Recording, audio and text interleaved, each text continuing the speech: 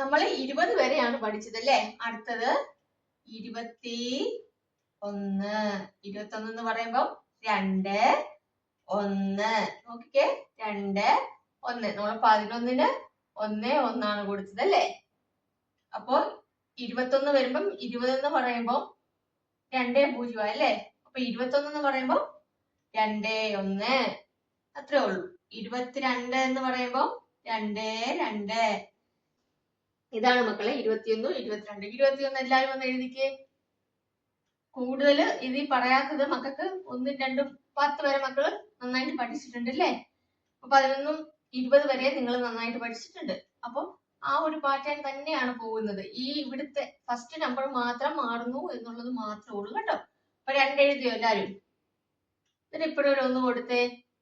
21. ഒന്നും കൂടി 2 എഴുതിക്കേ. 1 എഴുതിക്കേ. 21. ഇതെന്താണ് മക്കളെ? 21. 21. 21. ഇംഗ്ലീഷിൽ 21 പറയല്ലേ? 21. ഒന്നും കൂടെ നോക്കിയാലോ? 21. 2 എഴുതി, 1 എഴുതി. ഇതാണ് 21. പഠിച്ചില്ലേ? ഇത്രേ ഉള്ളൂ. 22 നോക്കിയേ. 22 എന്ന് പറയുമ്പോൾ 2, 2. 12 നമ്മൾ 1, 2 ഇട്ടു. 22 വരുമ്പോ 2, 2. 22 എഴുതിക്കേ. 2, 2.